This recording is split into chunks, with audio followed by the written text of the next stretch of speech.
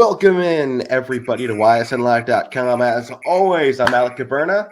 That's Matt Morrison. This is the Casual Sports Podcast.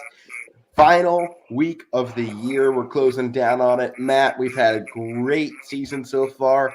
This is week 16 here on YSN, if you can believe that.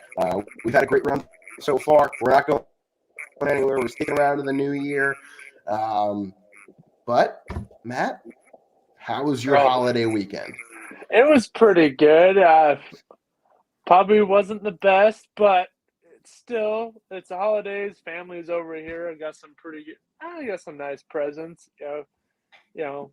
Not too bad. I watched the All Madden. That was pretty good on TV. I don't know if you watched that, Alec. That was a pretty good documentary about John Madden.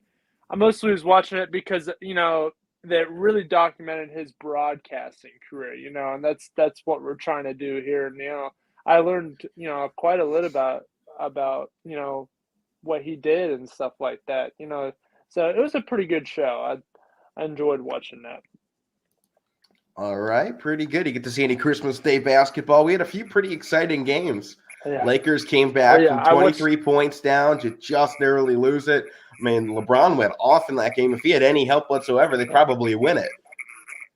Yeah, probably. And I watched the Suns-Warriors game. That game was great all the way through. The Warriors just pulled away at the end there. Oh man, what was his name? Oh, Steph Curry? No, not Steph. There was that other Anderson? Guy. No. Jordan Poole? The guy just went off. What was it? Jordan Poole? No. Jeez, Matt. Let me look. Making this way too hard on us. Listen, it was somebody that never plays. He never plays. And he came in and balled. Man. Gary Payton? Otto Porter? Otto Porter Jr. Okay. That dude went off. He had a pretty good game. He was a big part of Washington when they were with Bradley Beal and John Wall. That unit, one of their big players that was kind of under the radar all the time was Otto Porter. That guy can go off. He was a great acquisition for Golden State here. Oh, yeah, absolutely. I'm like, where did this guy come from? Who is this guy? Yeah. He was going off. It was sweet. Yeah, it was a really good game. We obviously had a lot of great Christmas Day matchups. We'll get to the Browns here in a minute, but that one was a heartbreaker. That hurt just about everything. Everything goes wrong in the first half. Second half, you can feel the comeback, and then everything comes up short. But let's go ahead. Let's get into some football. I guess we'll go ahead and start with that one. Obviously, the big headline: Rodgers surpassed Brett Favre for most passing touchdowns in Green Bay history. Congrats to him. An absolute monster. He's the best quarterback in Green Bay Packers history, and it's not even close anymore. If there was any debate, it's been definitely shut. Every record belongs to Aaron Rodgers. And not to mention, I think the one big thing they put up in that game, they were talking about the stats between those two quarterbacks of Brett Favre and Aaron Rodgers, was just how many interceptions Brett Favre threw on his way to 432. And then you compare that to Aaron Rodgers. Brett Favre was at 238 or something? Then you see Brett Favre, and he was down there in the 90s. And then you look at what he's done this season. I think he has 4 interceptions all season. And obviously Baker threw that in one game. It was just definitely a Christmas to remember for Aaron Rodgers and the Packers.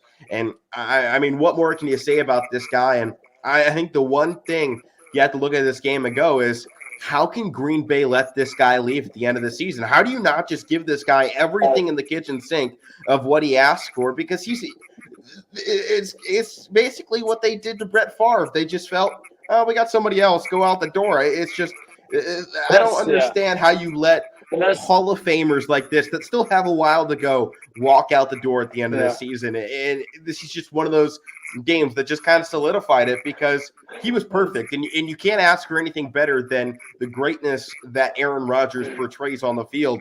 They're the number 1 seed in the NFC.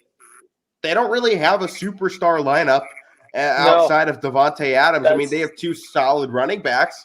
Obviously Aaron Jones has been up there in the top of the AJ Dillon is something at a time. Dillon's obviously a beast, but this isn't Derrick Henry or Nick Chubb, guys that you look at and go, they single-handedly win games. This game falls behind the arm solely of Aaron Rodgers. They win with or without him.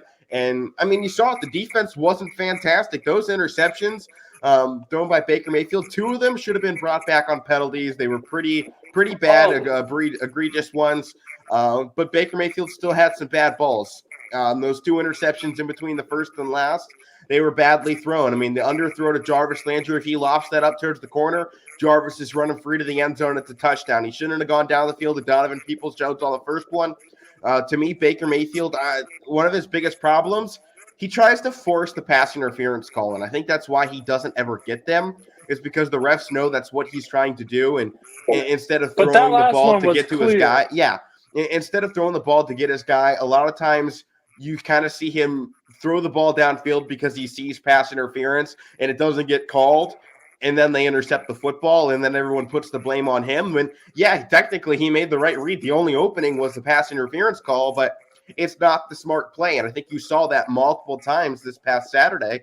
And as a result, Cleveland lost the game again. And this just keeps bringing up the question, obviously, of is this guy enough? And as a Cleveland fan, the answer is yes, because I don't know who the hell you're going to go out and find that is going to play as average as Baker Mayfield.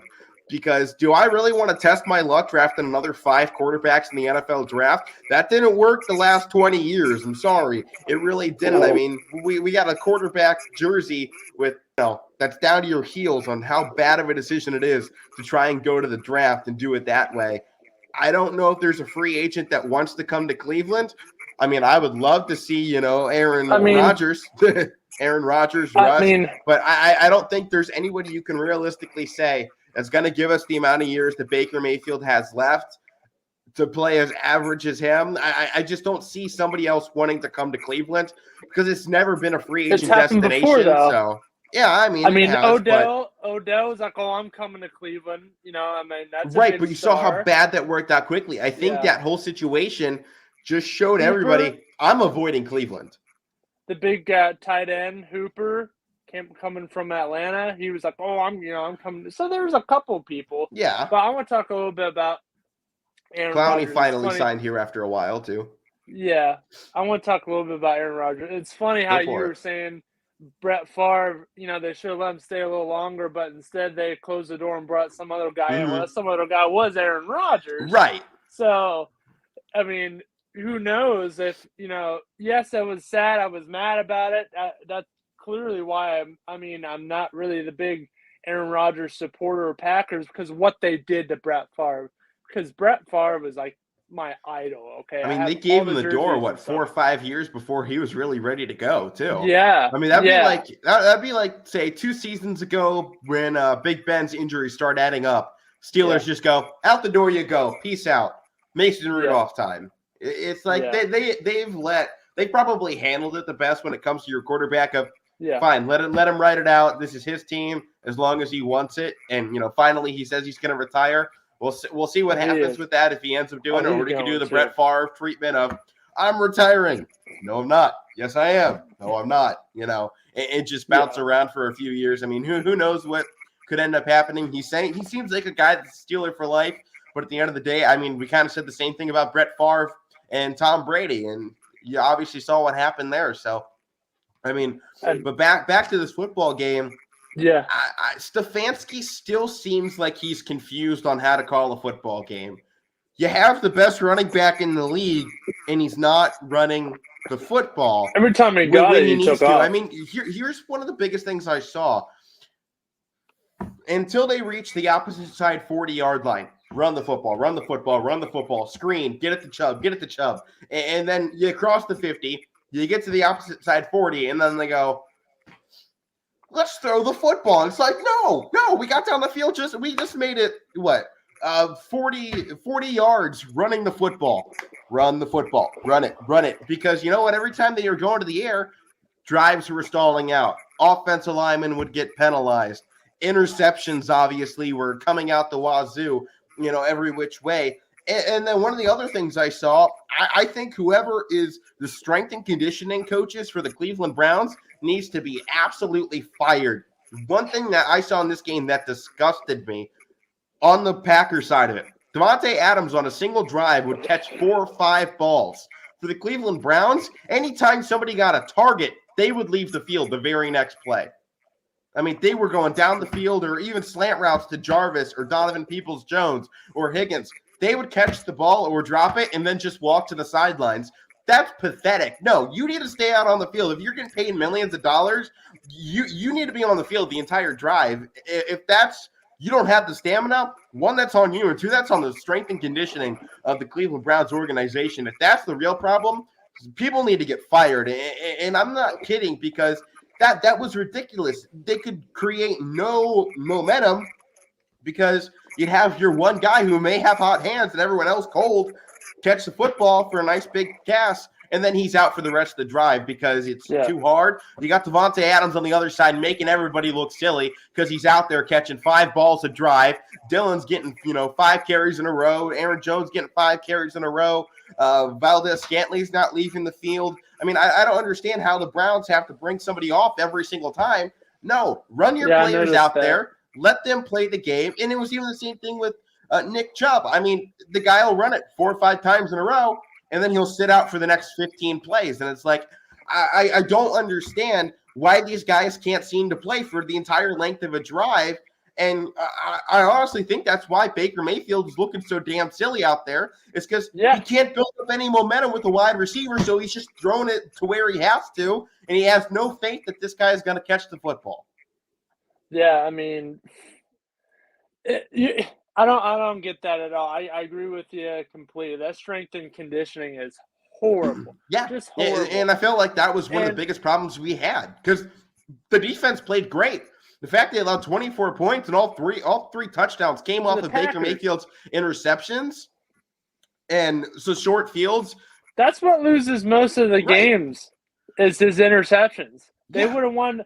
They've lost, 6 games by 5 points or fewer. If he would shorten and they're all probably because of his interceptions. I mean, you see it the last 2 weeks now between the Raiders and the Packers. Interceptions late in the game cost them.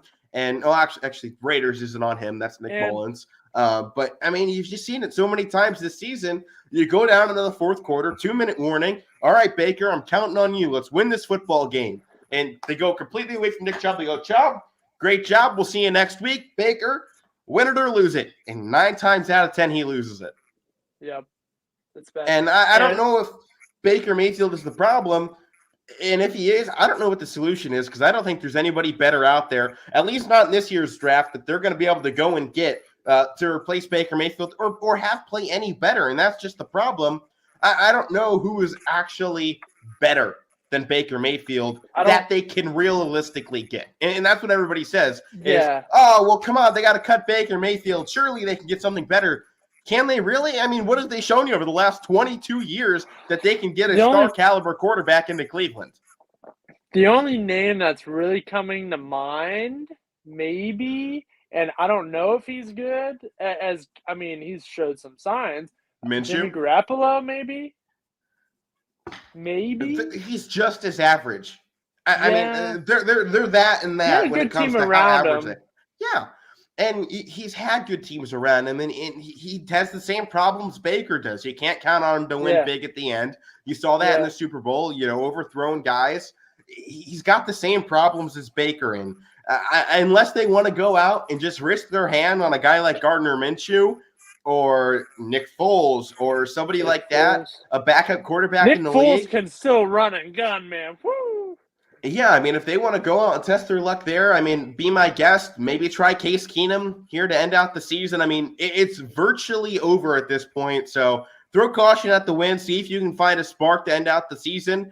I don't know what the solution is at this moment for Cleveland. And if I did, I don't think I'd be sitting on this show. So yeah, there is a slim chance.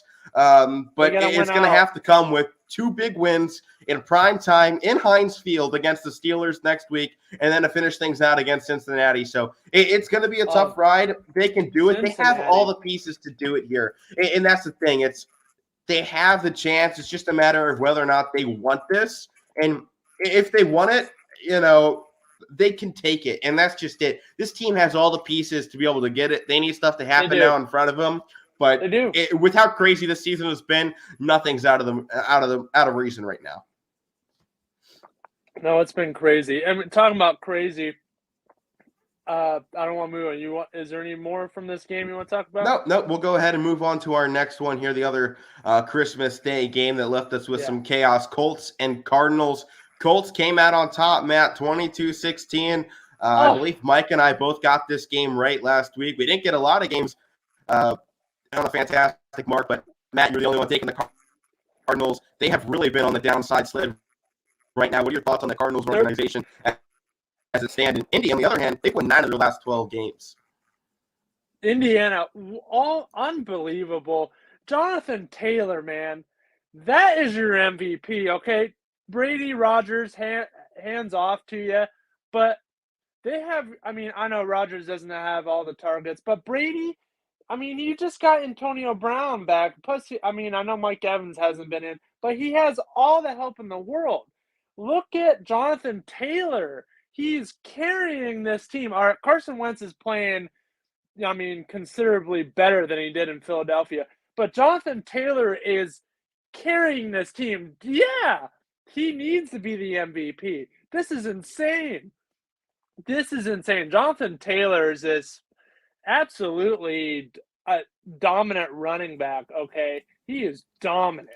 And Matt, I've loved everything he's done this season. I mean, I think I talked about him a little bit last week, and yeah, he's explosive, and he just kind of feels like Todd Gurley when he was going off for those couple seasons in Los Angeles. Yeah. You just can't stop him. He is that guy. I mean, he's at 1,600 rushing yards right now with 17 touchdowns.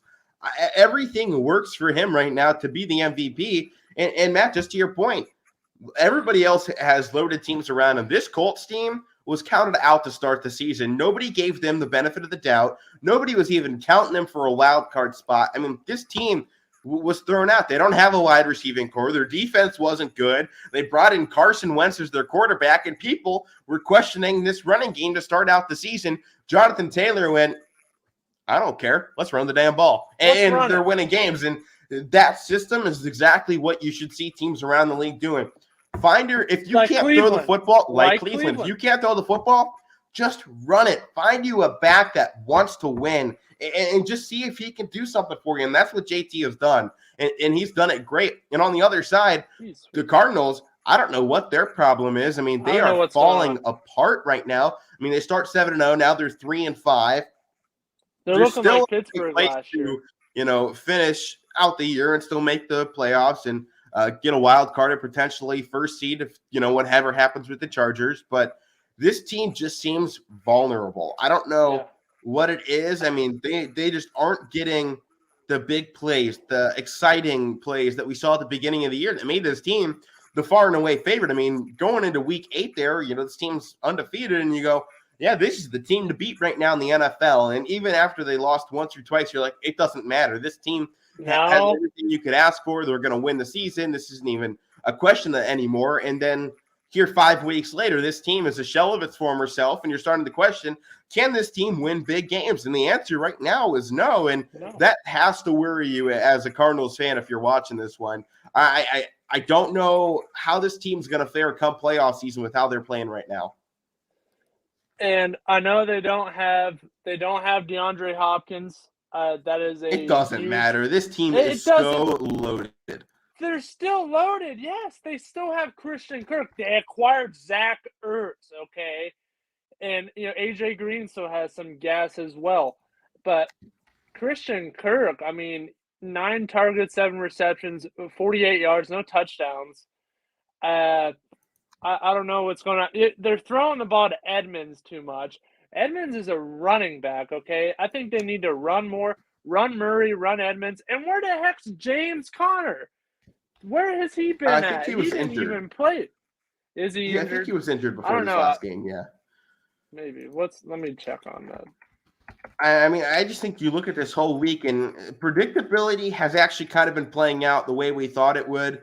To finish out this season. I mean, we're getting a lot of predictable wins here. Now that we pretty much know what we're getting out of these teams, but I mean, we're still getting a couple of shocks, and this was definitely one of the biggest ones. Even though both Mike and I picked the Colts to win, I didn't think that was going to happen because this Cardinals team has just been so great all season long, and now again they just slip up, and it just kind of leaves question marks of what is this team actually going to be come playoff time? Because they had all the hype in the world and everything you could ask for, all the players, the great defense. I mean, you look at it with Watt and Budda Baker alone on one side of the defense, that should be enough to find a way to win football games. It's just not happening. And this entire finish to the season for the Cardinals just doesn't seem right. I don't know what's going on here, but they got to figure this crap out quick. They honestly do. I mean, they're in a wild card now. I mean, they do benefit though. The Chargers lost to the Texans somehow, some way. But that's unbelievable. That's unbelievable how that happened. But next week they gotta play Dallas next week, and Seattle. Good luck with that one. That one's gonna be. I mean, you just saw what Dallas what the Cowboys just did, right? Yeah, that's unbelievable, man. I wish Mike was on here. Washington wasn't bad; they were good, but they were not bad this year. And to see Cowboys come in and dominate 56-14, most points in a game since Week 6 of 1980, including 42 in the first half. I mean, Dak Prescott didn't really even play the second half of football, and that's unprecedented in the NFL. This was a game for the ages in Dallas. I mean, this was probably the greatest performance in team history in the last, 80 years? So this was phenomenal for Dallas. And obviously the story isn't, Dallas beat a really good football team. No, but they still beat a team that was 6-8. I mean, that's no slouch of a team. They were in the hunt potentially to take the division, or not the division necessarily, but a wild card spot. And Dallas closed the door. Trevon Diggs had multiple interceptions in this game.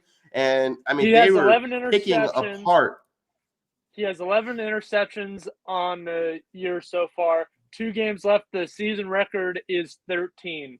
It's 13 interceptions. I believe it was, I forget the guy's name, but he played for the Raiders back in like the 70s and 80s. But I think that guy was using he's on pace to potentially break a record. And right. I mean, I think that's a big part of it too, is just this guy is doing something unprecedented, whether, you want to say, well, it helps that he has a really great defense around him. It definitely does. But I mean, that's the story. Every time you get one good player, most of the time it's because he's got enough guys around him that can make him look better, because teams can't just focus in on one guy like you see with Cleveland a lot of times when they go, well, you know what? If we triple team Myles Garrett, no one else is getting back their quarterback, and that's what happens when you get a team like Pittsburgh. They can send multiple guys in that can go to your quarterback, and they can disrupt the play, and it opens up things for guys like Fitzpatrick, for Watt, for Hayward. Any guy can go off on any day in that defense, and that's the same thing you see with this Dallas squad. They have so much talent, and Diggs has really separated himself from the rest of his competitors out there in the defensive back position. I haven't seen this season one guy dominate like Trevon Diggs has throughout the year. And to me, there's a lot of discussion about who defensive player of the year is between TJ and Myles Garrett. I think Myles Garrett's really slacked off here in these last few games. He just hasn't been able to get back to the quarterback thanks to the other problems around him. I mean, Myles Garrett's been playing single-handedly on the defensive line. He hasn't had a lot of help this season, even in these last few games with COVID out. So I think Myles Garrett's chances are probably slim to none now. TJ Watt's definitely the front runner. Trevon Diggs, though, close second right now in my books. Yeah. TJ Watt, that guy's a warrior, too. Playing with cracked ribs. Still playing with cracked ribs. That's heart right there. That's his heart. Hopefully he doesn't get hurt even more. But Dallas, look at this Washington team. They beat Tampa Bay. What does this say about Dallas now? Is Dallas a top contender now? Are they going to be another first-round disappointment like they've been when they're in the playoffs? I don't know. I don't know. That's the good question, because this team every single year, you hear Mike talk about it every single time. His team is so good throughout the season, and they're a first-round dud, or, they play bad in the first round, but they survive, and then they get the crap kicked out of them in the second. And you just never know what this team's going to do when the chips are down. But to me, I think this opens them up as the number 2 contender right now. To me, Aaron Rodgers and the Packers is number 1, and it's a solid one. going down. And the hype for Arizona is going down. Cowboys, they're right up there next to the Packers in my book. I would have the Packers 1A, Cowboys 1B right now with a sizable gap between those first two. So I think these are my two favorite teams right now. Buccaneers, yeah, they got the same record, but you know what? They've seemed human as of late, and they obviously get a big win this past weekend. They clinched the NFC South for the first time since 2007. Tom Brady has won 18 of his 22 divisional titles since he's been in the NFL, which is just all around amazing. Yeah. But I don't know. Something about them seems human, and maybe it's just the COVID outbreaks that they continue to have seemingly every week. Somebody else is out all the time, and I'm worried about who could be out in round 1 or 2 of the playoffs, and that worries me with them. Packers, they really haven't shown that. I mean, there's not much to do in Green Bay, Wisconsin. I'm not worried about guys, getting roughed up and dropping out from COVID as much as in Tampa Bay. So Dallas definitely a problem with that as well. And you've seen how hard this Omicron variant, COVID, whatever, has been hitting teams. I mean, it's ravaged the NBA. It's canceled nearly a week of the NHL. NFL has obviously had a ton of guys going to COVID reserve. All sports. Right. It's really even hit sports school. hard. Yeah, even high school, we've had games in the Valley get canceled. And I had a huge holiday tournament to call tomorrow. 3 games, all canceled pretty much. Yeah, and one game. I think you have to worry about that come playoff time. And obviously college football dealing with it hard right now with bowl season, teams dropping out, 1 or 2 days before their games. Miami, Virginia's dropped. Big one in Texas A&M. They were set to face Wake Forest, and now it's now replaced by Rutgers. That's going to hurt the Big Ten. What if they win, though, man? That'd be huge because that'd be taking down the number 2 team in the ACC in Wake Forest. So that would be something else. I'm not sure that'll happen, but go Scarlet Knights. That's all we can say here in Big Ten country. Absolutely. I don't know how I feel about that. I've been high on Sam Hartman all season, so it's dangerous. It's the Gator Bowl. That's a big game. And they picked them. We'll see. Well, let's go ahead and continue to move along here. Eagles have won 13 of the last 16 against the New York Giants, 34-10. They won this one, 8-7. This team is hunting right now for that second place of that NFC division, and they're definitely a team you got to look out for. They've had a good run to finish out the season, and 3-game winning streak. They've got second place really in lock right now over Washington, and with 2 weeks left, Washington Eagles on Sunday, January 2nd, this coming weekend, actually becomes a pretty big one. Washington needs to win both of these ones, and even then, I think they need the Eagles to lose both of theirs, and I'm not sure what has to happen after that. In Washington, they're really on the outside looking in. We've had a multitude of teams now clinch. All of our divisions in the NFC have been secured, but with the Cowboys, the Rams, and Cardinals are currently tied for the NFC West still. They're still in a deadlock with these final 2 weeks to go. And then you have the Packers clinching the NFC North, much as we expected. The Buccaneers taking the South as expected. In the AFC East, still just one division has been claimed, and that's the Chiefs with the AFC West. But, wild card spots still open. Only one of those has been taken away, and that's by a team in the NFC West. Our teams right now in the hunt are the Eagles and the 49ers are our 2 top teams set to get into the playoffs for the NFC side of things. The Vikings and Saints not out of it yet, along with the Falcons, but they need some help down these final weeks. Eagles right now control their own destiny, and this was a great game to do that in. I mean, they were phenomenal. You can't really ask for anything more from Jalen Hurts. He's really played fantastic. I loved the draft pick, and he does just enough every week to win games and play big. Their defense really helped out this week, and you got to give credit there. Devontae Smith was one of the best draft picks in the last 10 years for the Eagles. You got to love that pick up there. And I just think this team just played perfect. They had a great day, and they come out with the win because of it. The Giants on this side, I mean, what can you say? They're riddled with injuries. Saquon sucks. I mean, he got 2.1 yards per carry on 15 carries, getting just 30 yards. I mean, it wasn't a good performance from him. The guy hasn't had a 100-yard rushing game in a long time. It's definitely gone bad for him. It is not good. I do honestly, Jake Fromm. I mean, they didn't even play him. They played Mike Glennon most of the game, and I thought Fromm was actually going to get the start. I mean, a lot of people were saying Fromm was going to get the start. I don't know if I didn't actually watch any of this game, but he didn't play at all. I don't know if he got the start or not. If he did, he didn't play very long until they put Glennon in. And Mike Glennon is an old man. He's a warrior, though. I mean, 93 yards passing, 1 touchdown, 1 interception, but. I mean, he's still shown he can play a little bit, but Jake Fromm, I think he's actually better than, oh man, see, I don't even remember his name because Daniel Jones. Yeah, I think he's better than Daniel Jones. I mean, look at the resume. I mean, the guy Georgia's contender every year. Fromm was there. He spent some time behind, Josh Allen for like a half a season or something like that. He learned some stuff there. They bring him into the Giants. Now he's behind Mike Glennon. Maybe you get a little bit of mentorship there. I say you roll with Fromm. Honestly. I think it's worth a shot, but I mean, we heard the Giants. They're bringing back both their head coach and Daniel Jones next season.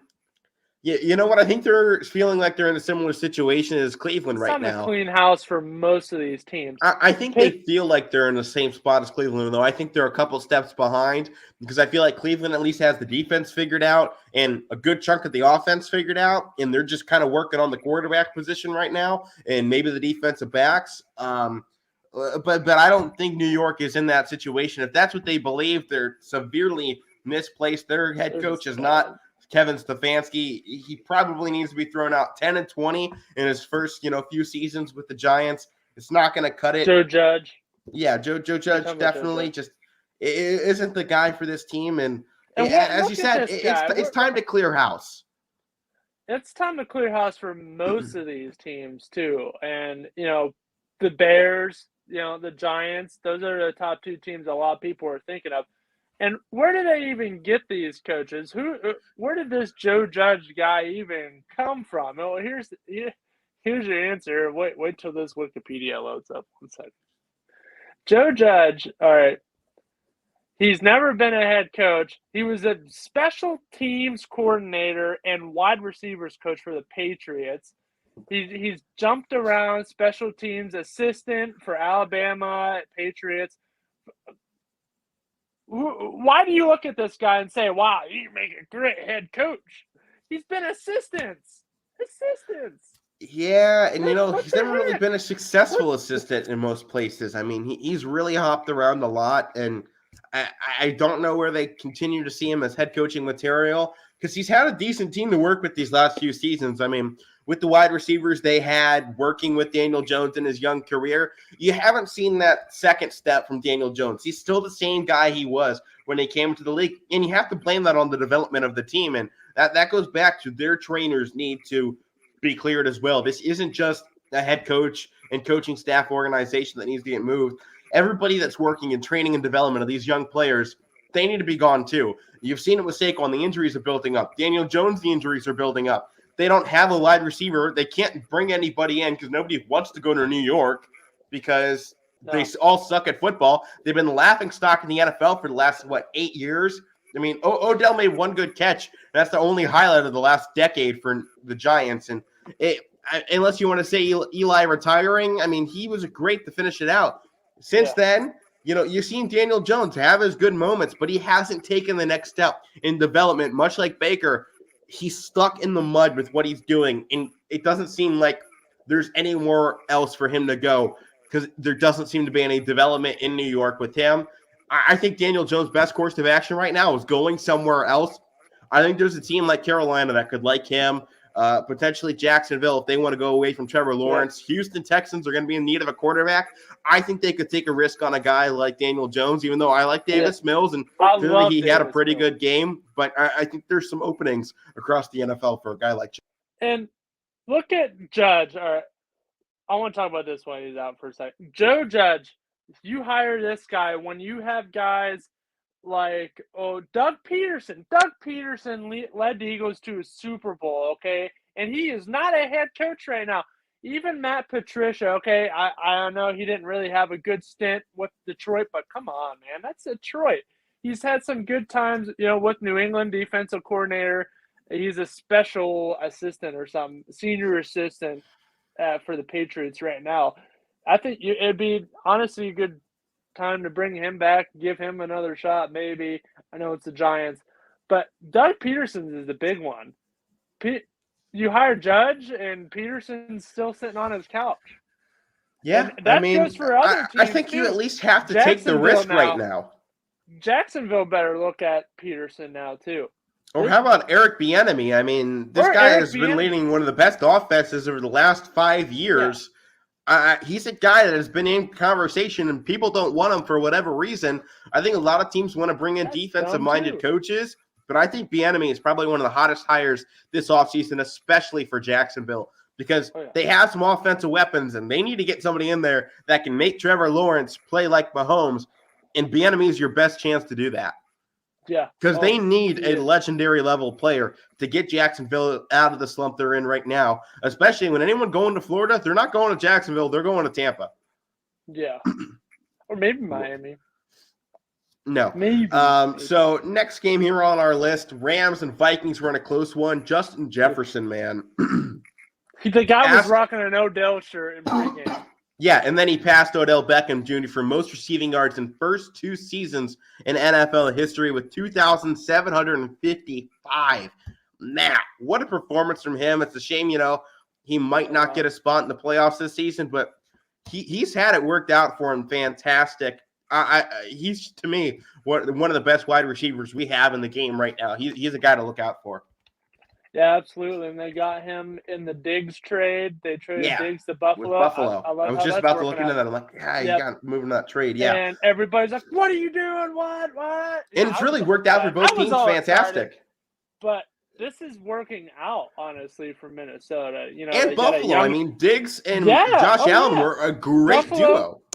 Buffalo got – wait, what'd you say? Diggs was a great pickup for Buffalo. I mean, they worked out great. That was a fantastic trade for both squads. Buffalo got the main receiver they were kind of looking for, like their main guy, the guy with a little bit of experience. And Jefferson pretty much is a younger version of Diggs, pretty much. So they replaced him. He's younger. He's quicker. They add him with Adam Thielen and even their quarterback Cousins. It's kind of the same player as Diggs. Jefferson is just a younger version of Diggs, honestly. They're pretty close. So, but Bills got the guy they needed. I mean, it was the perfect switch because Bills couldn't wait for a guy like Justin Jefferson to develop. I mean, I don't know if they could have seen the way he has developed, and maybe that would change their decision. But Stephon Diggs made an instant impact with him. You can't say they lost that trade because of what they've gotten out of it. They're now a contender. First place in the division, back over the Patriots. So I definitely think it's one that works out for either squad, and it's going to be an exciting race to finish off the AFC East because of it. And, Vikings, they still have a chance for the NFC North wildcard spot. So not out of it just yet, but they're going to need some help in front of them. Next game up, though, to look at here, Matt, we got Bills versus Patriots. Josh Allen, first player in NFL history with 100 passing touchdowns, 20-plus rushing touchdowns in his first 4 seasons. Talk about this one. Oh, man. When they were up 17-10, I was feeling good. And, they could have went up. They had the chance to go up 24-7. And I was like, oh, man, we're winning this game. They went off. They were prepared. I ranted about this. They needed to be prepared for anything. They needed to be prepared for Batman to pop out. If he popped out, they were prepared. Yes, Harris broke off some big runs. They did, but they contained him for most of that game. He's going to break off some big runs here and there. And they contained Mac Jones as well. Unbelievable. Ed Oliver was getting to him. Yeah. This Buffalo Bills team, you watch out. Everybody's like, Bills, they're choking. They're not going to go. Just hold on. Just hold on now. Just hold it. Buffalo Bills are more of a contender than most of these teams in this whole playoff race, all right, including my team. They had a slip up. They had a slip up of a few weeks, and people lost confidence in them. This was a huge win for them. They really needed it, obviously. And, I mean, their defense, they played spectacular. The fact that they get 2 picks off of Mac Jones. The Patriots offense is not designed to throw interceptions, and it never really has been. And they were able to force them, and Josh Allen, on the other hand, man, what a game he had. He went off 314 yards and 3 touchdowns, through the air. And, he picked up 64 yards on the ground as well. So fantastic performance out of him. But, Matt, we got to stop here and continue to move along. A few other games we'll touch on briefly here from the NFL weekend. Nothing major really beyond that one. Bears pick up their first win in a while. Jets ended up beating the Jags. Falcons narrowly edge out a win over Detroit. First win in Atlanta for the season for them. Texans pull off a crazy upset, and Joe Burrow went off for the fourth most passing yards in a game since 1950 with 525. A few other storylines is Raiders beat the Broncos, and the Chiefs smacked around your Steelers. Matt, if we have time, we'll switch back to that here to finish out the show, but we do have to continue to move on and get into college football preview time. There's not much to talk about that game anyways. So yeah. We got kicked. So. Yeah. Well, first one here, we got the Quick Lane Bowl, and I like it.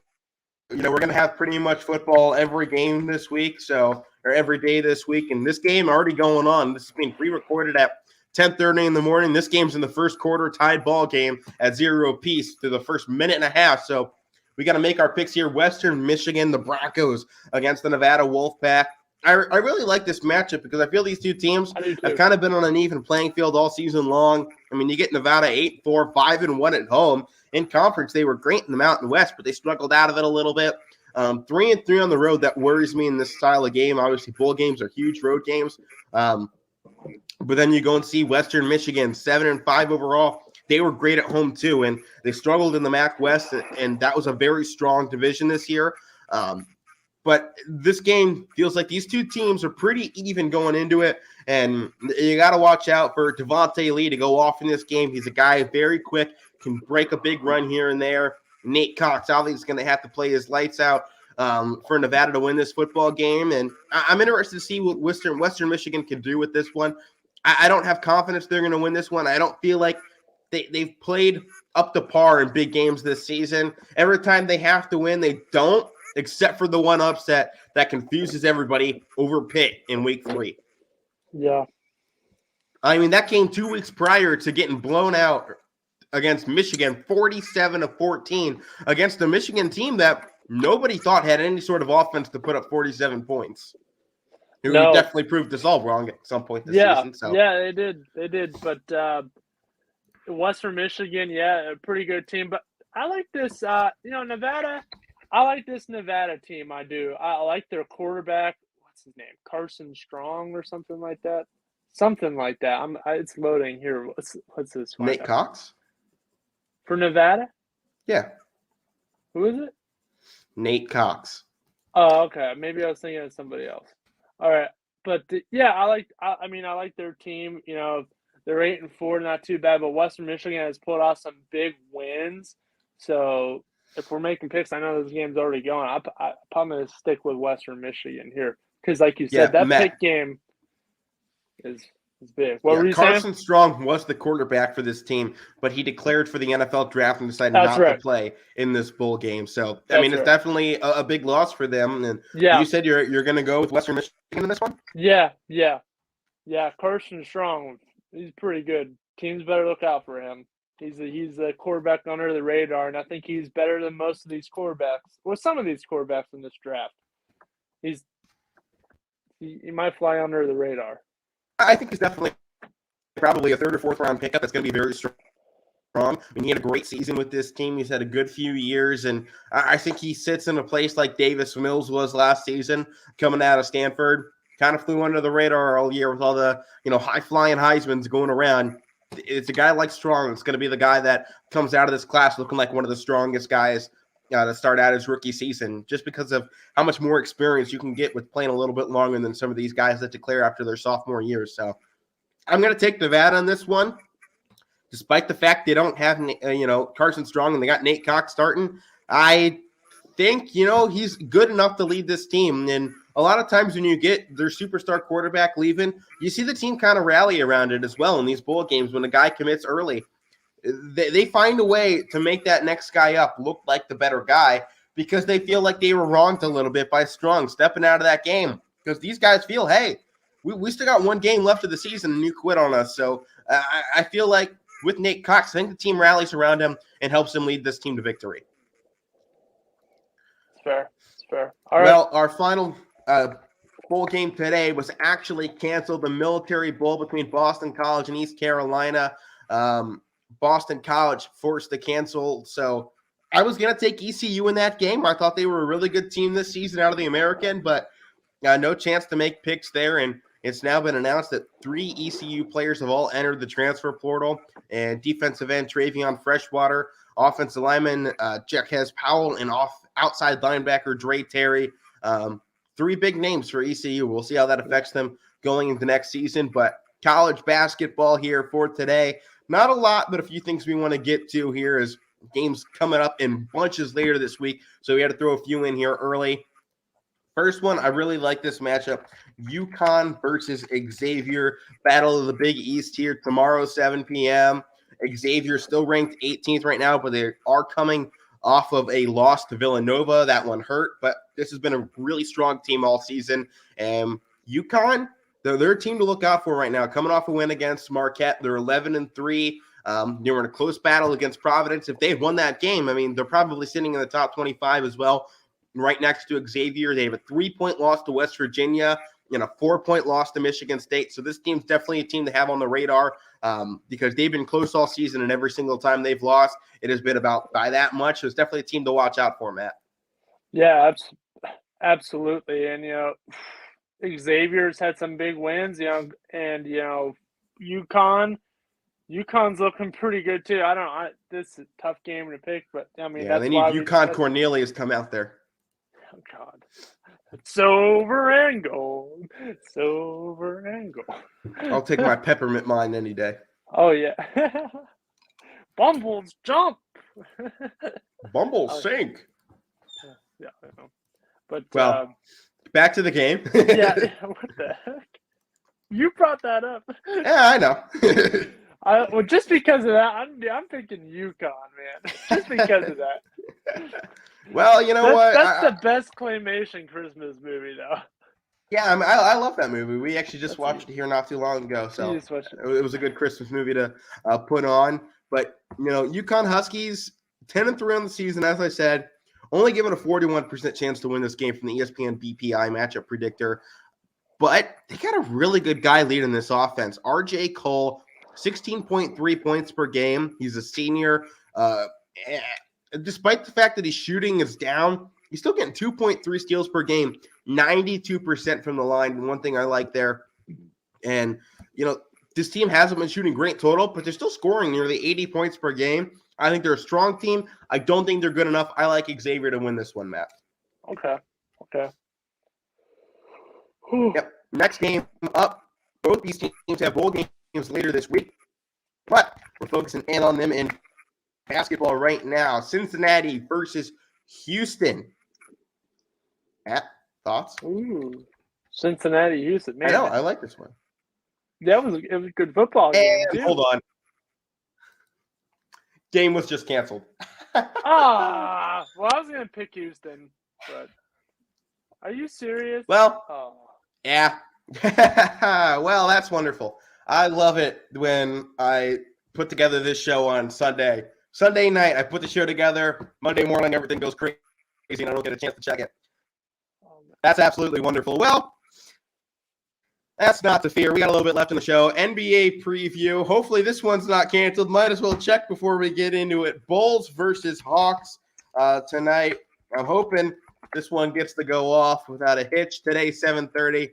Chicago 20-10. Atlanta, they need to find some rebounding here. 15-17. They've struggled without their stars. They take a loss on Christmas to the Knicks. And I don't know how to feel about this team. They're going to have back-to-backs against the Bulls. They're at home for the first one, away for the second. I'm concerned with this team, Matt. I don't know if they have the pieces to win without Trae Young. And, I mean, they haven't really shown that they can win these games against a good caliber team. And I'm very worried with what this team is putting out right now. They can't score. Me too. No, they can't. They can't at all. I mean, you look at teams like the Cavs, like they have their star players out. Sexton is out. Mobley's been out. I mean, there's been times we've been playing without 8 of our starters. And they're still playing good. And they're still dominating. They won by 45 points last night. I know it's the Raptors, but 45 points? Yeah. That's still insane. Then Atlanta doesn't even compare to that. Well, Atlanta's a shell of what they were last year. What's going on with Collins? John Collins used to be able to shoot shoot the heck out of that ball. Now it's like, what? What are you doing? I don't know. I have no faith. Yeah, and I mean, I think you look at the other side of this with Chicago. I mean, DeMar DeRozan's coming off a 24-point night. Javonte Green had 13. Nikola Vucevic had 16 points and 15 rebounds. And Zach LaVine had 32 points. Not to mention, they still got guys coming off the bench like Kobe White, Ayo Dosunmu, Troy Brown, Matt Thomas, Tyler Cook. As that's without some of their best players off the bench as well. This is a really good basketball team right now for Chicago. And they seem to be hitting their stride right at the right moment. They're second place now in the Eastern Conference. Bucks in third, Heat in fourth, and Cavs now down in fifth. Because we haven't played for a while. And, right. The one game we played, we lost to a Boston team. I mean, that game. We've played twice in the last 2 weeks almost, or week and a half. So, and Chicago hasn't been playing much either. I mean, a lot of teams behind them have more wins than they do. Like right, they've had a lot of cancelizations early, and that helps their cost getting a little higher up in the rankings. Yeah, so we'll just have to see about that. It's all win percentages. Yep. Although win percentages haven't exactly been going your guys' favor here picking on the show. Oh man, but back to this game. I mean, the Hawks.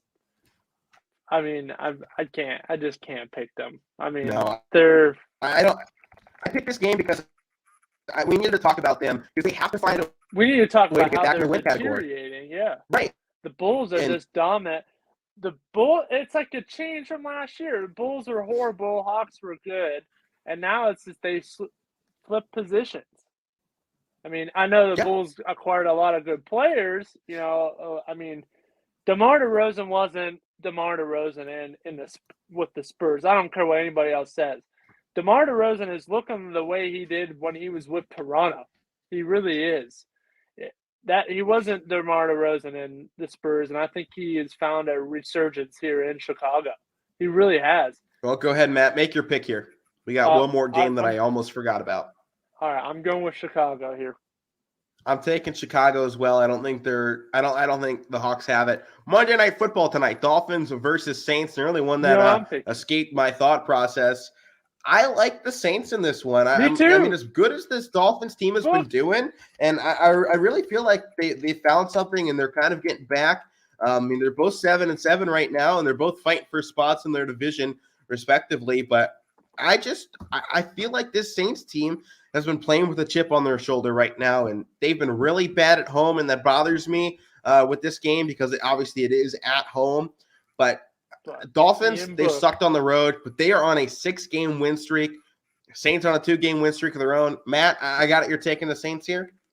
I'm taking the Saints, man. The book of Ian is being opened. The Notre Dame, this guy probably one of the best Notre Dame quarterbacks that they had in the past all-time winning years. All-time winningest quarterback. So, I mean, I'm happy he's getting a shot here. He's going to show something here tonight. I got to go Saints. I like Ian Book. I like to see him perform well. So, got to go Saints here. Well, only matchup between these two teams of the season tonight. Matt, I'm going to flip this the other way. Dolphins on a 6-game win streak. They seem to be getting hot. They've struggled a little bit, but they can win games, and they're a dangerous team. And Tua, you know what? I'm putting faith with him and Duke Johnson to win a football game. We'll see how the bets go down there, but I'm tired of picking against this team and always being wrong. So at least this time I can say I picked them. If I'm wrong, so be it. I got the Dolphins to win this football game, though. With that being said, Matt, one final thing here to do for the week. This week's Beast of the Week, baby. All right, you got for us, Matt? Beast. Cooper Kupp. Cooper Kupp is insane. He's getting close to Calvin Johnson's single-season receiving record. I'm actually searching what that was. I saw it on Instagram, and I forget. But Cooper Kupp, I mean, he's been a beast. I mean, a lot of people have been talking about him for MVP too. Okay, Matt, here's your stats for this one. With 10 catches for 109 yards against the Vikings on Sunday, Kupp now has 132 receptions for 1,734 yards in 15 games. That puts him 17 catches behind the single record of 149 set by Michael Thomas in 2019 and 230 yards behind the single season record of 1964 Calvin Johnson set in 2012. Yeah, so he's getting close. I'd like to see him break it. And you know what's significant about this? Matthew Stafford. Stafford was that quarterback with Johnson, and now he's with Cooper Kupp. That's something to look at too. But I like to see that happen. So Stafford would be a quarterback who it's like a quarterback. It's like a catcher catching two perfect games. It's like the same thing, almost. It's similar. You throw to one guy who breaks the record, and now you're going to do with another guy. I mean, that's pretty cool. So, yeah, I like to see that happen. All right, well, that is going to do it here for the Casual Sports Podcast. Final week of the year opened up here on YSNLive.com Power Hour. Coming up next, I've been Alek Koberna. That's Matt Morrison. Come on back tomorrow. We got more podcast fun, a lot of bowl games to go into, college basketball, and obviously recapping the Dolphins versus Saints. But that does it